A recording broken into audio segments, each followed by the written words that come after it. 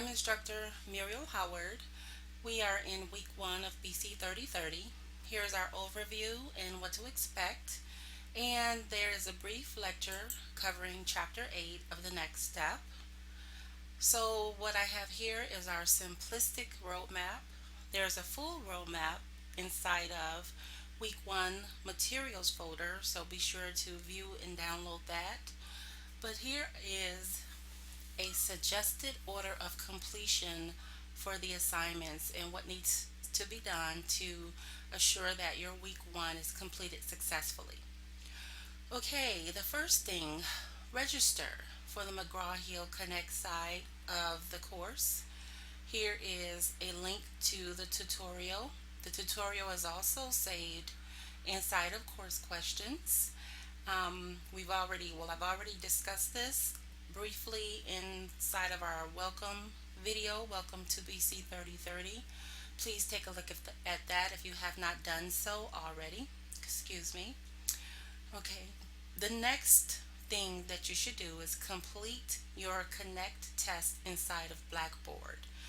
As you are registering for your McGraw-Hill Connect, there are some questions associated with that registration process that is inside of a test that you need to complete. It's worth 10 points. Complete the week 1 TNS assignment while reading chapter 8 of the next step. This is worth 30 points. This is basically killing two birds with one stone.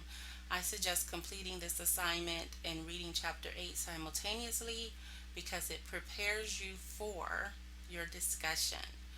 So once you have completed these two here, you have a better understanding of the discussion topics and you can make your initial post, which is worth 15 points.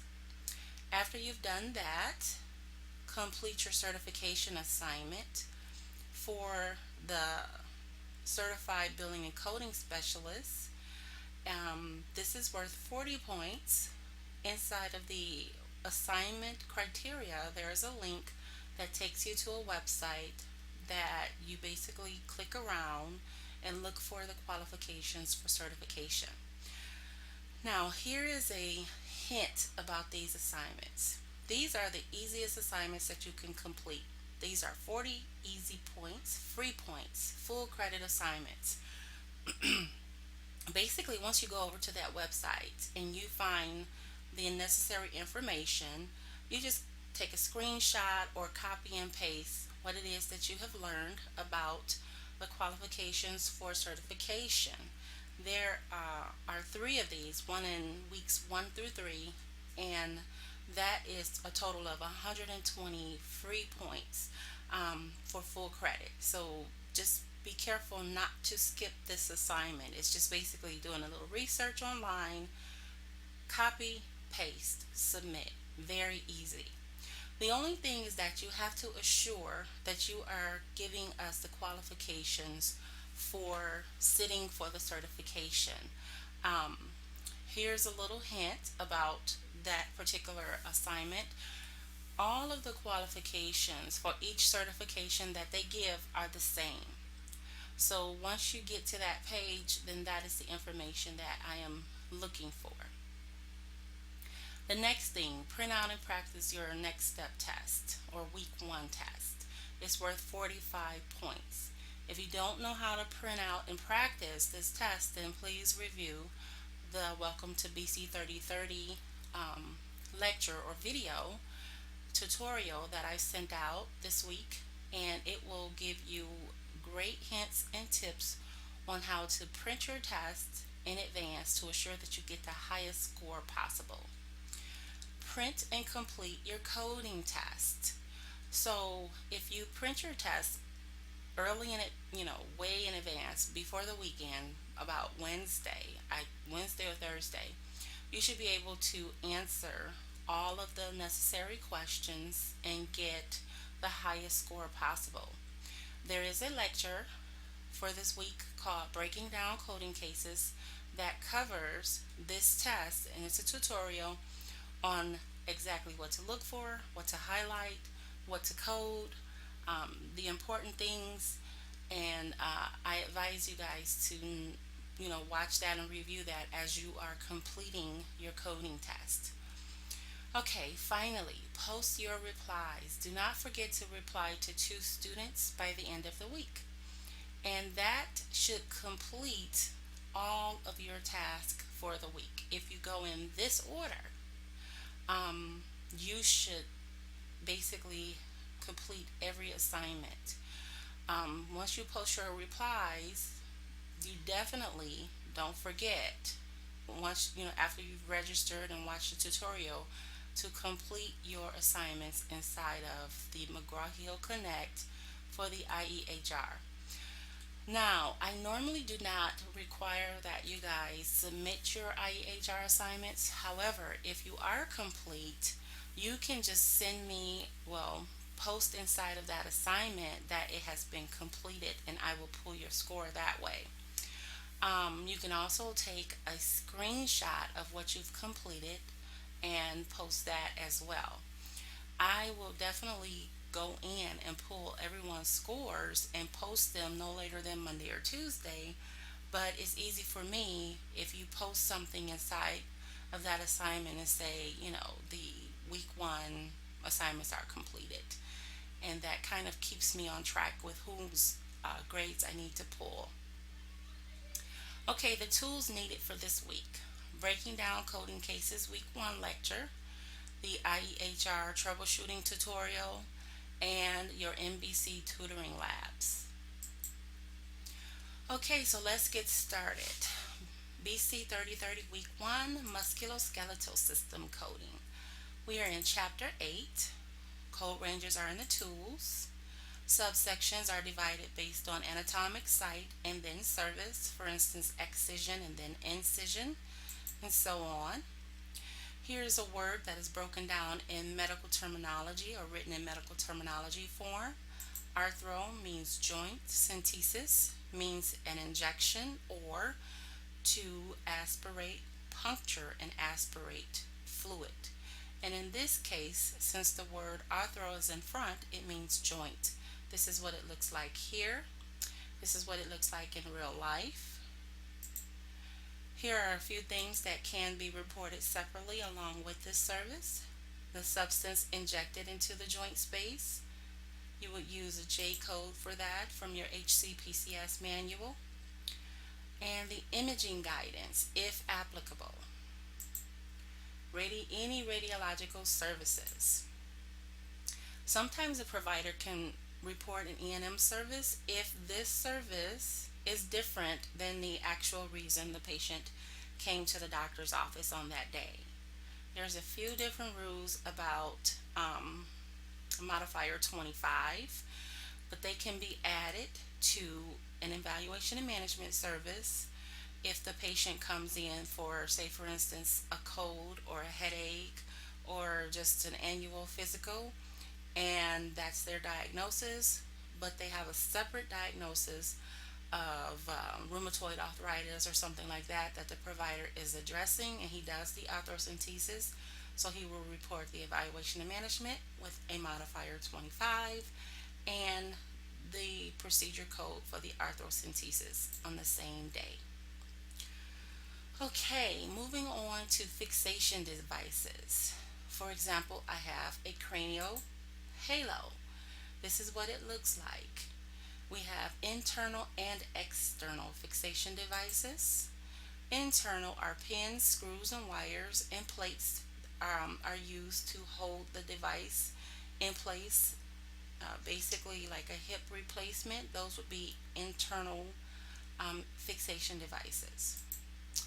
And they are used to stabilize the bone. The pins, screws, and wires are used to stabilize the bone.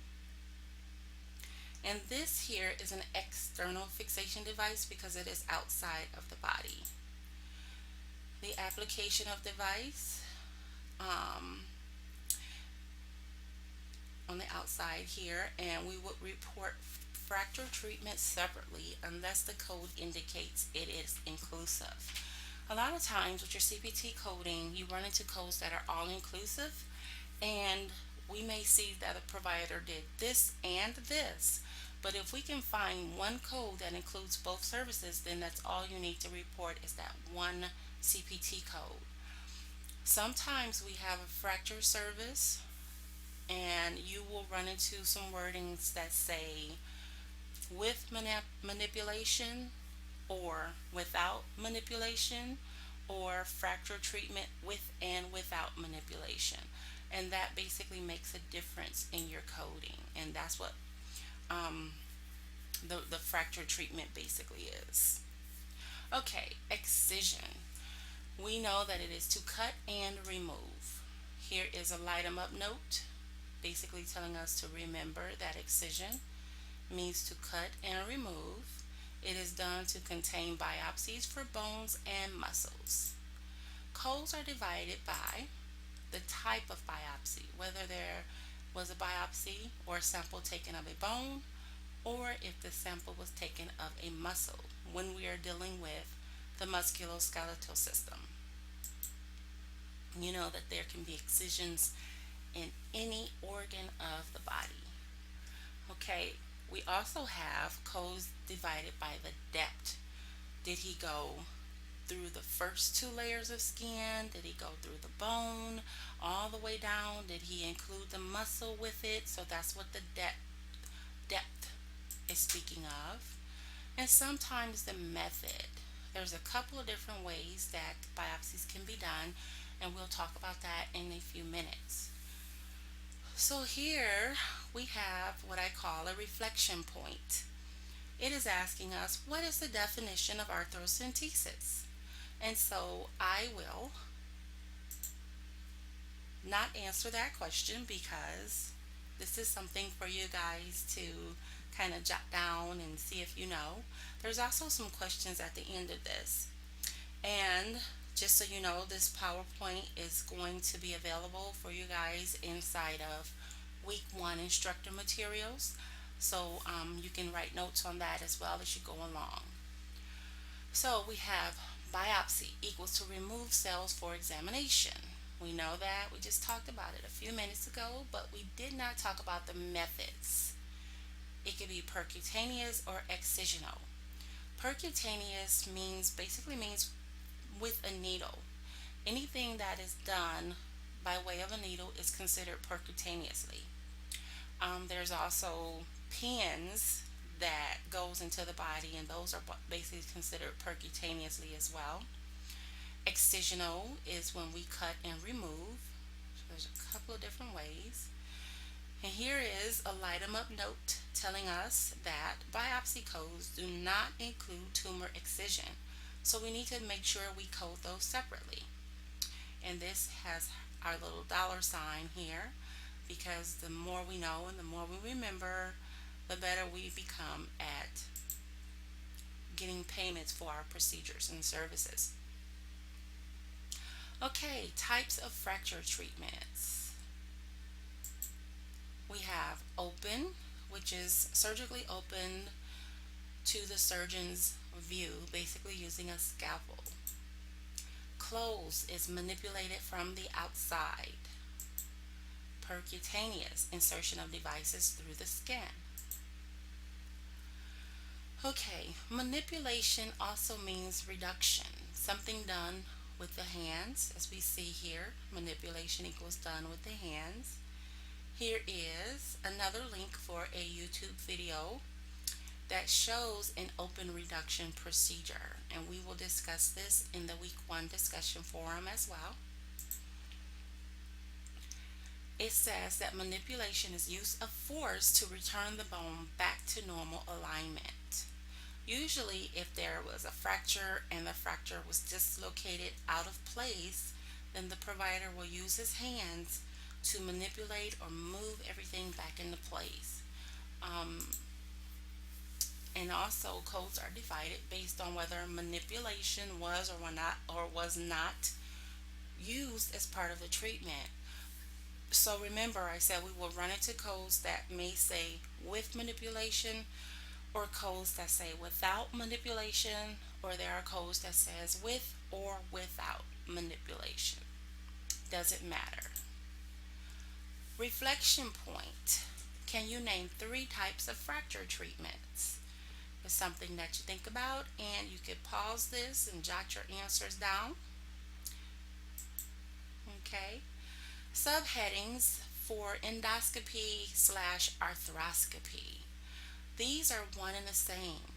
Arthro basically means joint, endo means inner or innermost. And we know that scopy always means to look or view. So, one of the things about anatomy and medical terminology and coding is that everything goes together. The better you are at understanding your medical terminology slash anatomy, the better you will become at coding because you will have a better understanding of the treatments and procedures were, that were done, or the conditions or problems that we need to code for diagnosis. Okay, so we have a midterm review here, arthroscopy, and here's another video for you to watch. This is a live arthroscopic knee surgery. So our code ranges here goes up to the 298s. That's where they begin. And it is divided based on the joint that is being scoped.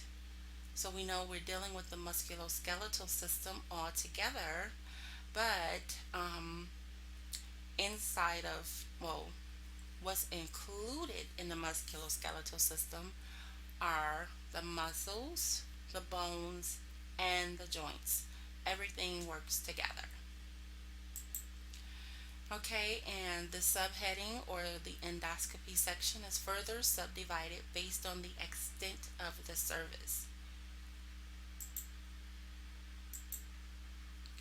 Okay, so let's talk about dislocations. This is displacement of the bone from its normal joint position. And you see the little boy here has his cast on. Our review word for dislocation is manipulation or reduction. This is the service that is done to return the bone back to normal alignment, and that is the treatment for dislocation. Reflection point. What is the purpose of manipulation? And I know you guys remember that, so I won't answer. And we have gotten to the end. It's time to review. So if you want some kudos points this week, answer these questions just to let me know that you guys were paying attention and that you have a good understanding.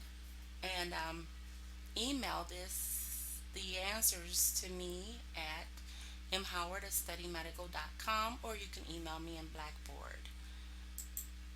If you have any questions, you can contact me at my cell phone number or send me an email. Thank you for watching. Have a great week, and don't forget to watch our breaking down coding cases so that you guys can get hints and tips on this week's coding assessment.